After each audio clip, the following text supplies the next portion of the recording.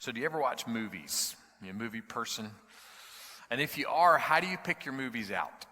Well, what's your guide? Is it genre? Are you an action person, a thriller person, a drama person, a documentary, a mockumentary, maybe earnest movies? Is that your, you know what I mean? That's just your thing, Or maybe you pick movies out based on what your spouse or your kids or whoever you're watching a movie with wants to watch. Well, I pick movies out based on one thing, and I think I'm probably averaging maybe a movie a month. And mine is one simple thing, and that's time. Time. I mean, an hour and a half, hour 33 minutes is tops for me. If it's more than that, I'm out. All these Kevin Costner movies, man, them things are like 5 hours long. I can't watch those, an hour and a half is about all I get. And the reason why is I just have so much to do. Like, I can't imagine giving, Rocky 13, more than an hour and a half of my life. Or, Air Bud 23, B-Dog's Tokyo Drift. These sequels that go on and on and on and on and on. I feel like if I were to sit that long, I would be unraveling the very fabric of the space-time continuum. I just don't think I can do it. So there's something about time for me in movies that I can't settle. What about you? All of us have at least one thing. My thing is movies. What is it in your life that your first thought is, well, how long is this going to take? How long is it going to be? Sometimes we think that because we want something to be over with, right? How long is it going to be? I'm ready for this to be done. Some people may feel that way in the sermon every Sunday. I don't know. And then other times we are thinking how long because there's this sense of excitement, this sense of anticipation. We can't wait for something to arrive. We can't wait for something to happen. But what if there was a how long that went beyond time? What if there was a how long that didn't just last forever, didn't just take forever, but it took your forever? We continue our series, Above All, where we're looking at a unique moment in the life of the prophet Isaiah when he was concerned with time. And his concern with time was not just a concern for him. In a very real way, his concern for time was a concern for you. What does that mean? Well, let's see if we can find out. Our message today is Above All Time, and we're going to be looking in the Bible at Isaiah chapter 6. And this is what Isaiah writes, verse 10. Verse 11. Then I said, Lord, how long? We've all been there, right? You're in the family truckster, rolling to Wally World. Somebody in the back seat says, how much longer? And we've been in this moment of saying, how long? So why is Isaiah saying how long? Well, he's saying how long because God gave him a message to share. What kind of message was it? Well, imagine that you're standing up in front of your family at Christmas or Thanksgiving. Or imagine that you're standing up at a meeting at work or in front of your class at school, or you grab the mic on karaoke night at Mel's Diner and you are about to say something. You have a little speech, a message to give. And your message is, hey everybody, I've got a message from God. I have a message, an amazing message from the one true sovereign God of the universe. And this message is amazing and wonderful, but most of you are never going to understand it. You're not going to get it.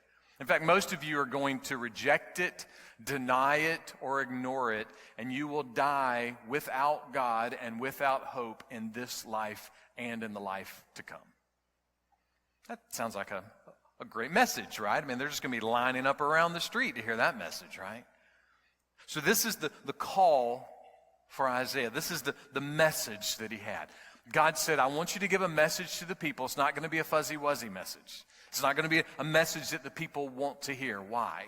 Because it was the kind of message that was going to force people, just like me and just like you, to realize that our true sinful human nature, the deepest part of who we are, we do not like the notion that there is a God who will hold us accountable.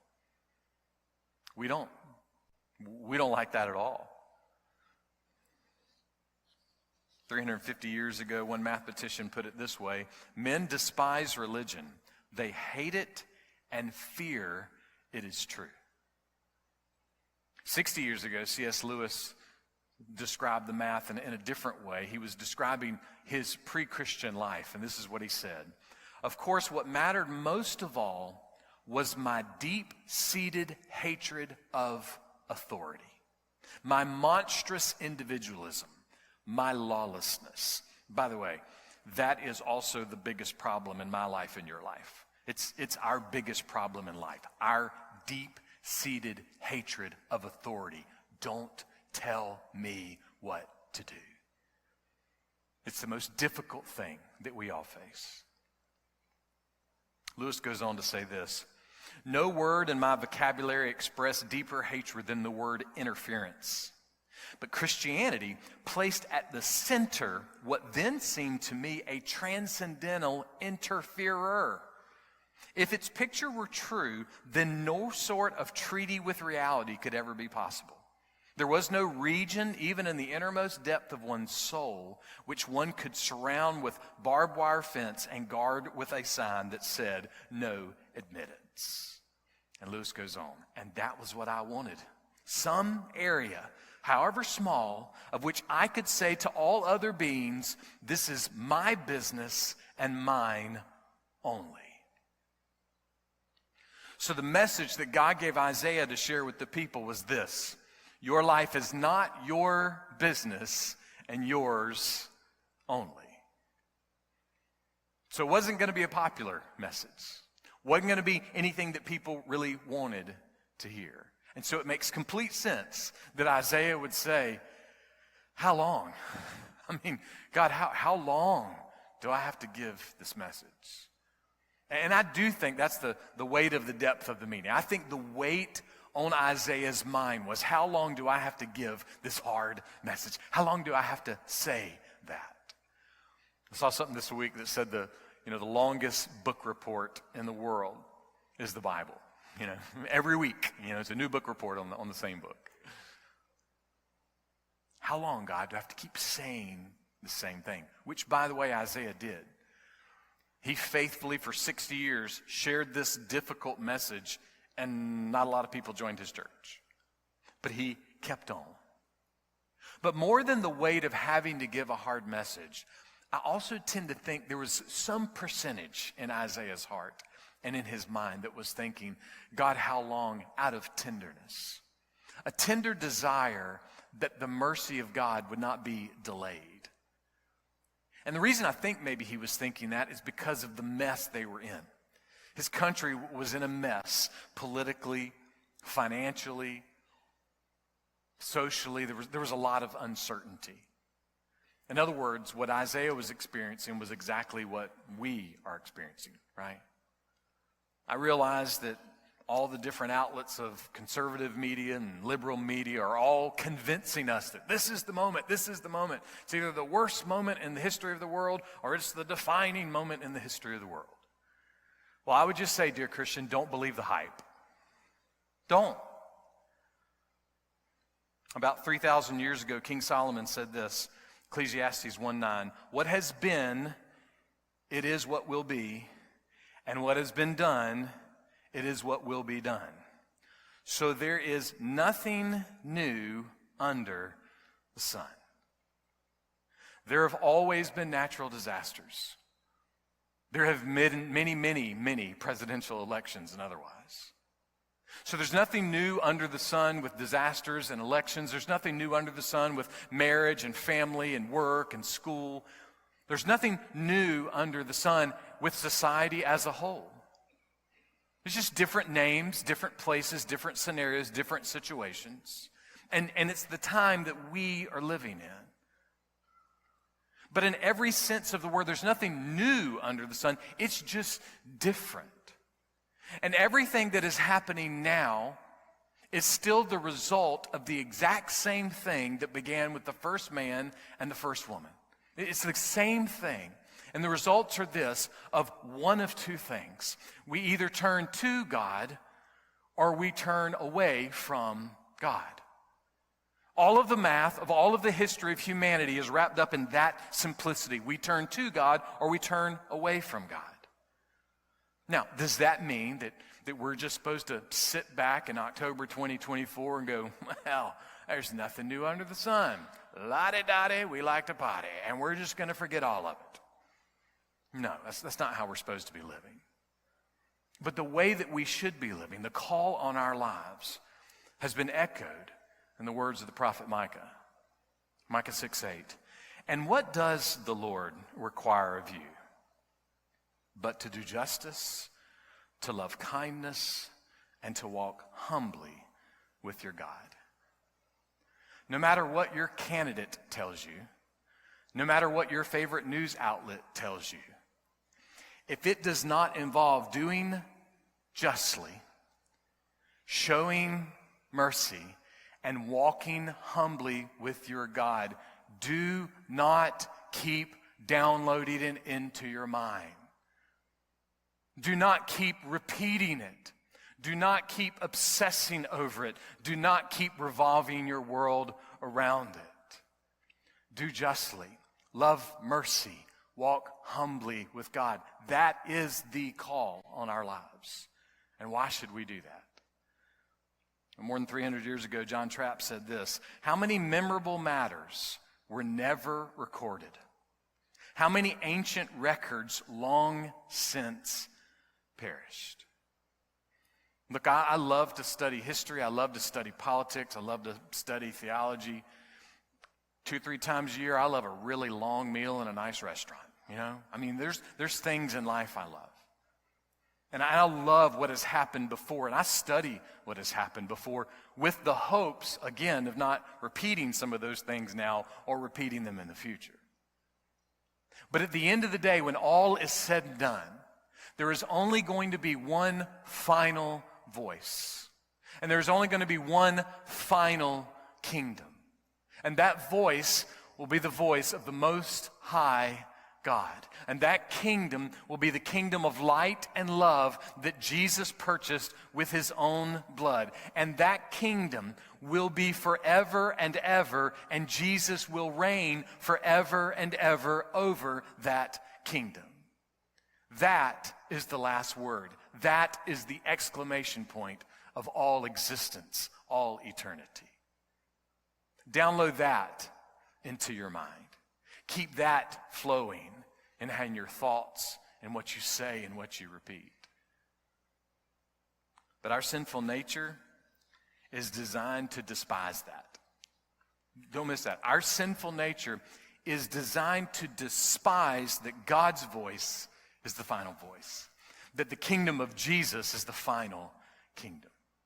And because we despise that in our sinful nature, what we do is we try to build kingdoms here.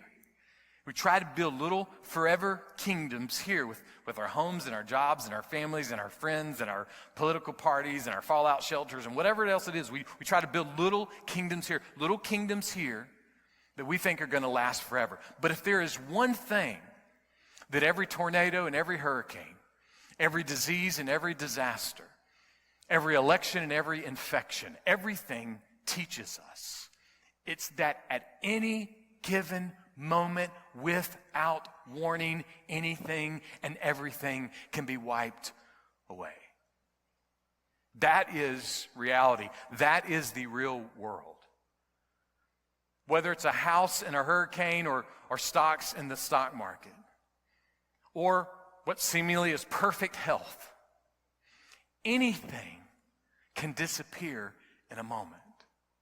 But the one thing that has never changed and will never change is that the one true sovereign God is holy, holy, holy. He is the God of angel armies. The whole earth is full of his glory. And there's absolutely nothing about his kingdom that will ever end. And there has never been a millisecond that he has ever not been completely and totally in full power of all of the universe. And this kingdom of his Son, his only begotten Son, this kingdom and his Son, it's not a figment of our imagination. It's not a legend, a myth, a fairy tale, but the birth and life and death and resurrection, the promised return of Jesus Christ, it is all true. And Jesus will reign forever and ever and ever. Download that into your mind and heart. Let that stir you the most. Looking back on what Trapp says, therefore, we would say this: the only memory that truly deeply matters the most is the moment that you put your faith in the person of Jesus. And the only ancient record that matters the most is your name written in God's book of life. So, have you had that moment, and has that record been recorded? Not just some memory of some moment long ago, but right now, in this moment, are you still believing in and relying on and yielding to and trusting in and clinging to Jesus and the truth about Jesus as your ultimate source of salvation and hope today and hope forever? I think one of the reasons that Isaiah was asking how long is there was a tenderness in his heart that he wanted people to respond to God before it was too late. When he heard the difficulty of his message, that he had to tell people, hey, here's this amazing message about God, but most of you are going to reject it. I think there was some tenderness in his heart. God, how long? I would love for people to come to you before it's too late. And we would graciously say the exact same thing. We would long for you to come to saving faith in Jesus Christ today, now. Not to wait.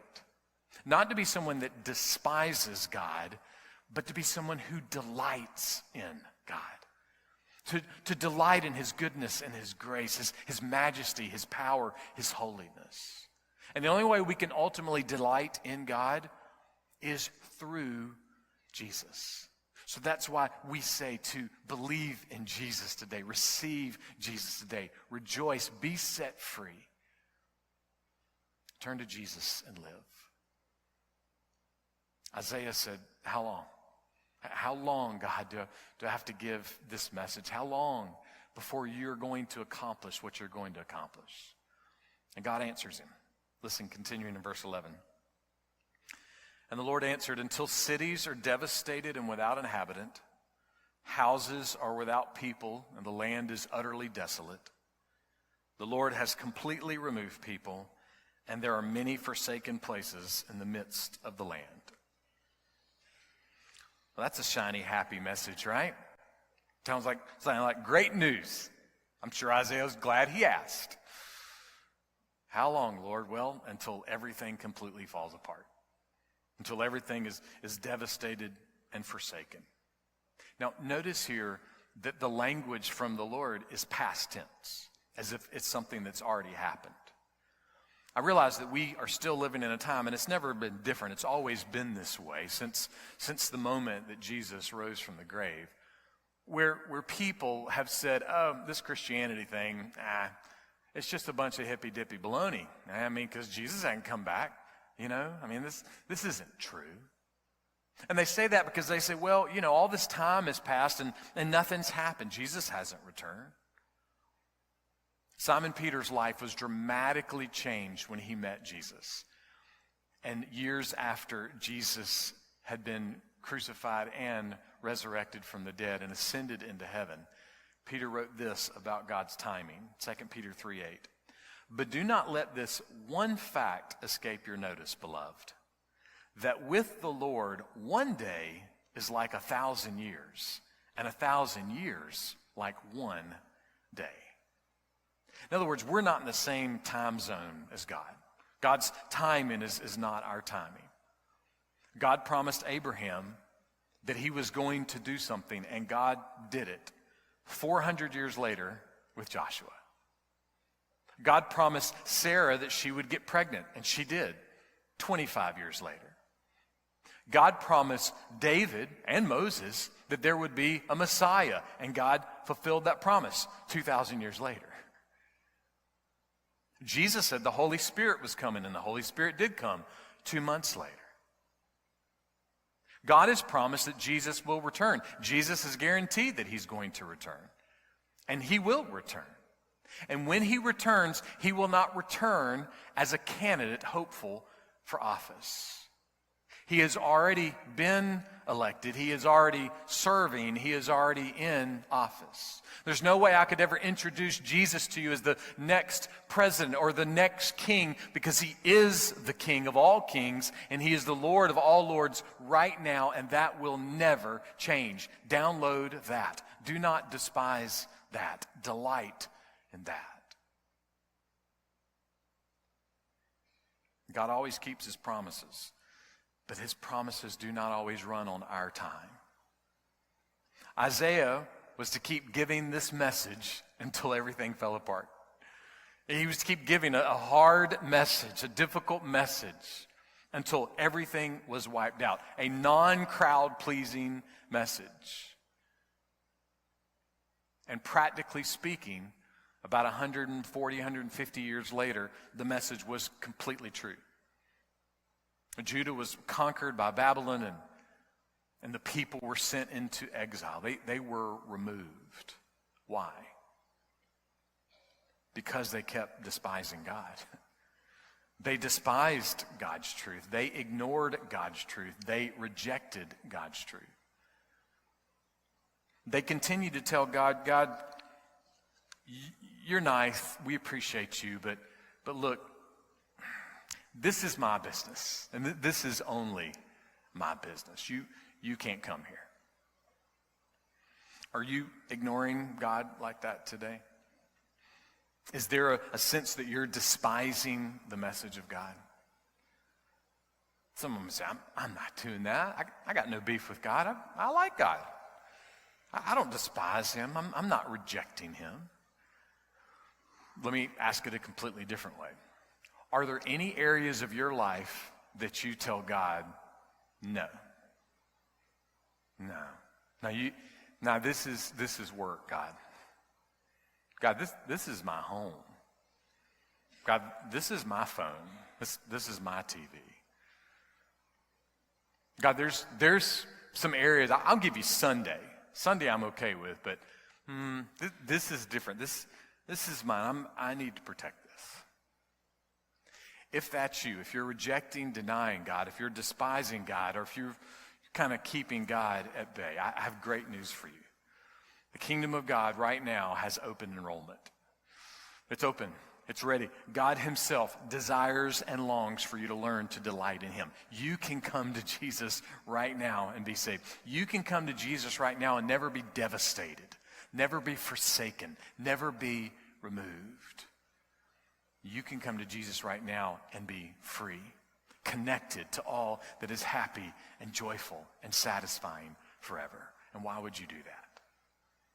Why should you do that? Catherine Butler is a trauma and critical care surgeon turned writer and homeschooling mom. A few months ago, she was writing an article about the kind of hope that can be found in the grief of dementia. Now, many of our families have been connected with dementia and Alzheimer's. It's really an unexplainable thing to be a part of that. And if you never have, then we pray you never will. But we also pray that you would absorb and accept even just the simplicity of this story for your life, for all of us.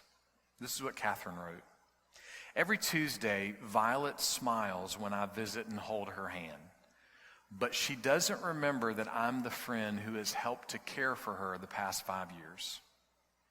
On a good day, she tries to recite the Lord's Prayer along with me, but increasingly she shows no recognition of the words that once buoyed her through the storms of life.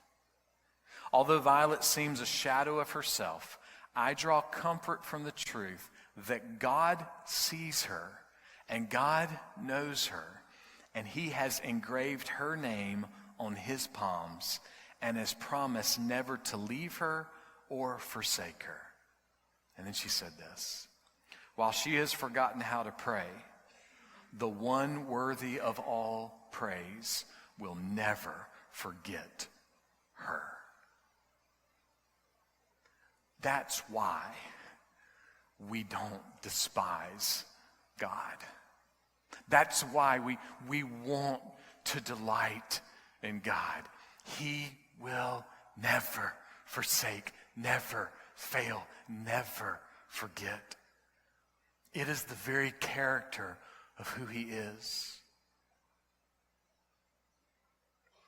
Of all the moments that we have in life, of all the records that we have in life, the moment that we need the most is a moment of saving faith in Jesus Christ, a record that records that we are in God's book of life, so that we don't despise the kind of hope that comes through Jesus. We don't despise Jesus. We turn our eyes toward Jesus and we embrace this hope. So in moments like today, where there is confusion, where there is uncertainty, where there is chaos, where there is despair, where there is devastation and discouragement and a host of so many other things, in moments like this, let us take down our do not enter signs and let us receive and enjoy and run to the one who will never leave us, never forsake us, never fail us, never forget us. How long?